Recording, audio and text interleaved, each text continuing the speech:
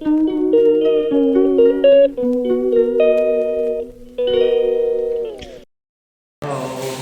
afternoon sa mga kapera kapirim. Nandito tayo ngayon, lalabas tayo. Mag-madrigot tayo for today's video.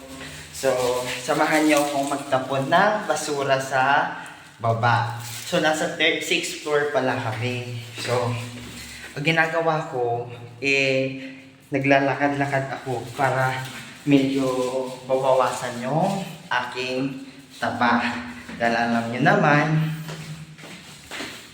tabahin na tayo. Kaya kailangan makapag-exercise. So, okay naman kami ngayon dito sa Israel. And masalto dahil tapos na ang bombahan. Naka-ceasefire na sila. Tapos na rin yung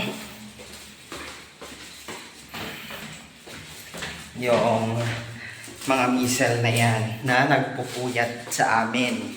As a caregiver dito sa Israel, medyo mahirap, nakakapagod, pero laban lang para sa family. Soon, makakabili tayo ng mas magandang camera, mas malinaw. So, samahan niyo ako sa aking kwento as a caregiver dito sa Israel. Ika, samahan niyo ko. Yung mamat sa flat namin, ay dito sa work ko. See, may ilaw ngayon dito. Huwag tayong maingay. Kasi may natutulog dito.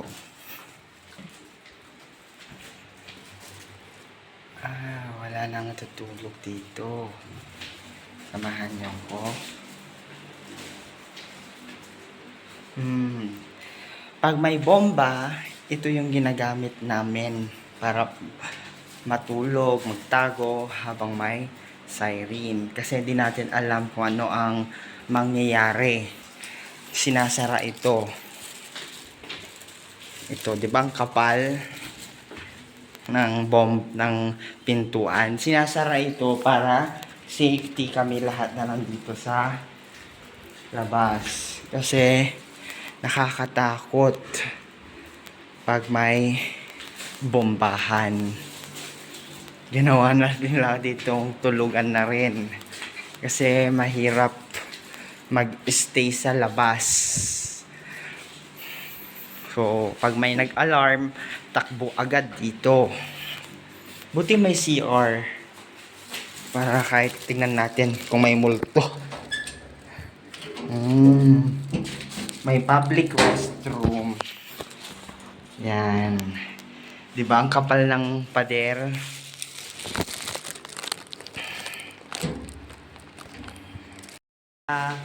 Medyo safety kami dito sa Israel dahil sa mga ganito. Underground facilities. Meron pang isa dito. May rent naman sila. Para siyang ginawang gym. Diba? Napaka-systematic. So, talagang tataas ka pa. Pinaka-ground floor. Tataas ka na naman. Diba?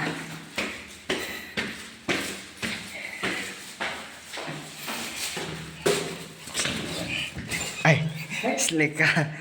Ito naman, ang aming